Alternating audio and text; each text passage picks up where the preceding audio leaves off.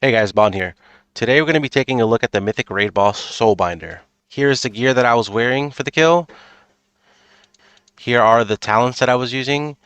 Please note I am using the new 4-piece tier, so make sure you're using that if you're using these talents. Now, before we get started, if you have any weak aura add-on or UI questions, please join my Discord link below. I have everything available for free there.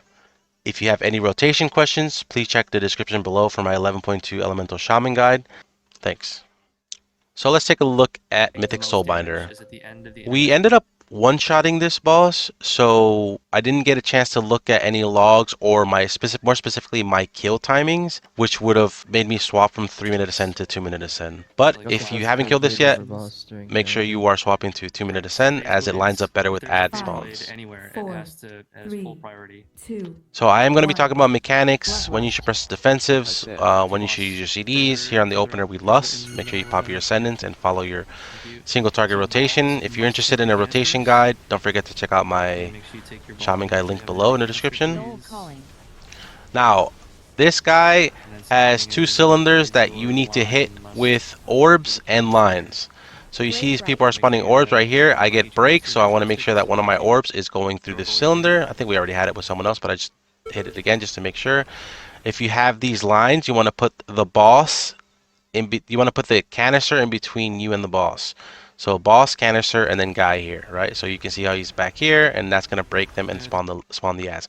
As soon as these ads spawns, P-Wave lines up very good with these ads. So you want to drop Magma Totem into a P-Wave, into an Ancestral Swiftest Chain Lightning. You want to Chain Lightning once or twice, depending on how fast they are alive. They seem to die incredibly fast, so you probably get 2 Chain Lightnings off. It looks like I got 3.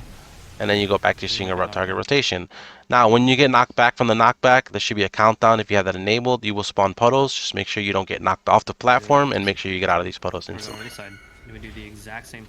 Now we're doing the exact same thing. You're going to get orbs that you run through here, and then you're going to get lines that you also run through here to spawn the ads. Make sure that you're saving that Magma Totem. Make sure that I don't decide to break anything because it looks like he's breaking here, and I just don't want to hit this guy, so I just drop him back here. And of course the lines take the ads out of the cylinder. You can even see the countdown on when the ads are going to spawn, so you can prep your Stormkeeper into Magma Totem. I end up missing this guy with Flame Shock. You see my Flame Shock, so I'm like, oh, come on. Into P-Wave, into double chain, to triple chain, potentially. You don't want to Earthquake, because these guys just straight up die. So you get like 4 chain lightnings, and then you want to spend Earth Shocks. Now you're going to get knocked. You're going to get knocked toward the middle. Here's where some more ads are going to spawn. I guess just rinse, repeat. Again, I was surprised that we actually one-shot it. Seems to be a very Lupinata boss. Here I hear my Trinket sound. I end up not pressing it because I probably didn't hear it, to be honest. That's a mistake. Because I have 3. If you have 2-minute ascendants, you don't want to press that trinket on its own. You want to save with ascendants. If you have 3, you want to use this Lily trinket in between ascendances, because it is 1.5 minute CD compared to your ascendants 3-minute. Orbs hit these 2 canisters, please. So now again, rinse repeat. Orbs hit the canisters, lines hit the canisters, ads are going to spawn. This fight seems very awesome for Elia in terms of Magma Totem. Ad spawn, Magma Totem, P-Wave. Every additional Flame Shock is going to give you extra haste from Flame Shocks. And then into chain. I do drop a Quake here because when you do drop a Quake, Ancestors chain lightning and their ads were still alive, so that 1 Quake is probably worth it if you can get it off before they die. And then you just continue your single target rotation. Sorry, I didn't really call that. Tanks will go to the center and kill this phase blade. In terms of defensives, your raid leader should call it out. It's like when the phase blades are out, they do ramping damage, so that's when you want to do defensive. I popped it here because our raid leader called for defensives. In here, you want to kick mages, and you just want to prioritize the phase blades here. I know there's only 1, sorry. And as you can see, this is ads are spawning around 2 minutes, so if I had 2-minute ascend, this would be a ascend and delete the phase blade, right? So like clearly like 2-minute ascend is superior here. And then here when the ads come, you wanna I'm trying not to Magma Totem until I at least see ancestors. I have 0 ancestors, so I'm like delay, hoping to proc one. I end up procking an ascendance, which is so lucky on this earthquake, and then I want a P-Wave, drop earthquake, P-Wave, ancestral swiftest chain into dropping earthquakes.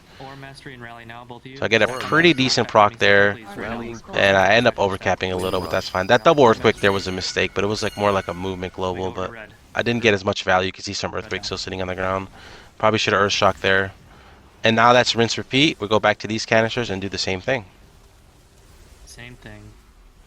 You can hear my raid leader saying same thing. Now thinking back now, if you are 3-minute ascend, I'm not sure if I wanted to save this for the ads to spawn around 4 minutes. You'd have to save for a minute. It depend. It gets. I don't end up saving it. It gets weird if you start holding ascendance for a minute. It'll really depend on your kill timings. But here I waited for the ads to spawn.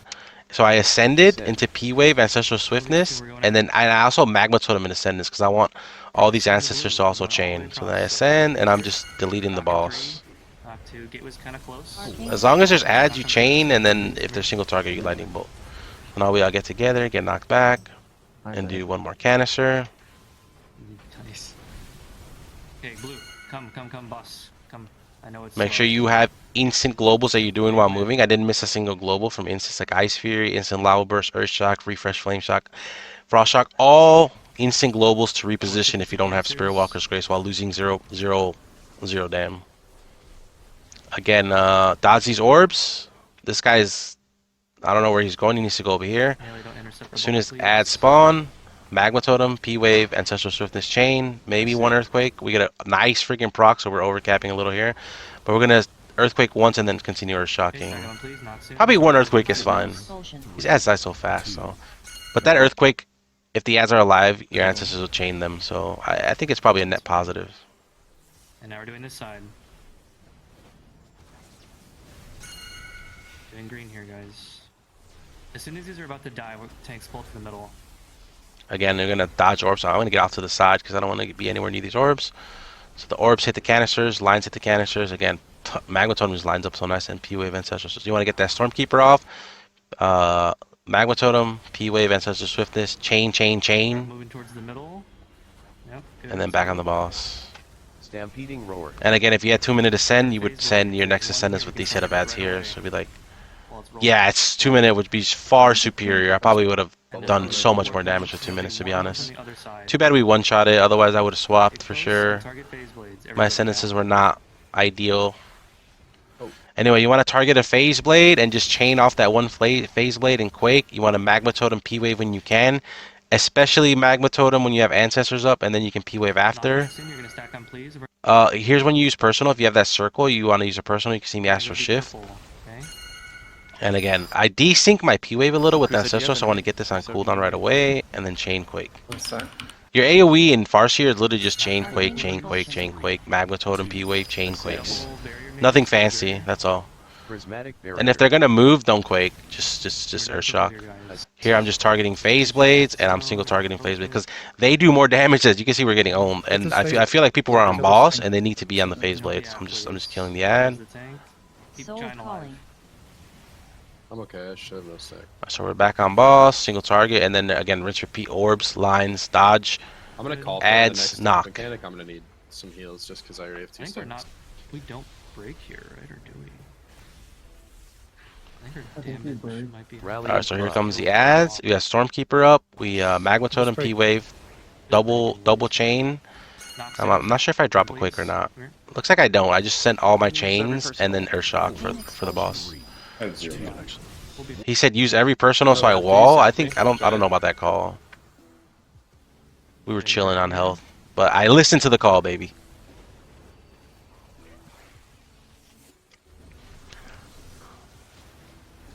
All right, back to single target. This is our last ascendance. Thinking back now, maybe we could hold it for the ads in the center. I'm gonna see what happens. I'm gonna pretend I'm holding this and see when the set. So it's 604. So this is break right, but there's a line here already. So I'm gonna go to this one. So I'm gonna break. I'm gonna show boss, canister, me. So I'm gonna break this, and then I'm gonna get ready to. I end up sending ascendance, of course, into P-Wave, into Ancestral Swiftness. Probably drop Magma Totem. And I don't know if that's a misplay again. I don't know if dropping Magma Totem in Ascendance is the play. The sim does not do it. But does the sim do it in 3 or more targets? Maybe. I probably would. I mean, it's a free chain lightning on everything from your ancestors. So I probably think it's a good idea. So if I end up holding Ascendance... Let's see how many ads spawn here. I would end up using it here if I ended up holding it. To get out of this line and dodge the orbs. Now at the end here, there's no knockback. 1, 2, It's just 2 ads, so it's probably right to send Ascendants when I did. And Yeah, they that die was circles instantly. and- And we kill boss. Remaining Kill ads in boss. 2 seconds. Yeah, Yeah, just 100% zerg kill the boss. guys. Zerg So the here's where the guys. ad. So I would have ascended here. Oh, at 6%. So if you're guild damage, if you're running 3s and your damage is slightly lower, your boss would be a little bit higher here. You'd get 1, 2, 3, 4, 5 ads. Another guy's running in. You would ascend here 100%. However, you won't AOE if your boss is about to die. You would just spam chains, earth shocks, chains, earth shocks, chains, earth shocks, magma totems, chains, earth shocks. Only on the boss. Because we're not powering ads or killing ads. You're just single targeting. And chain is for maelstrom generation. You get so much maelstrom at 5 targets, and you just, Circles. especially in ascendants. Yes. And then P wave ancestral swift is chain or shock. Let's go. And that is Mythic Soulbinder. I end up during my double ramp. I end up getting the void glass Yeah, weapon here, I'm which is getting it. amazing. You know, Why it's didn't you awesome just- that you gotta hold it. we I don't got need that. it. And thank you I for didn't- watching.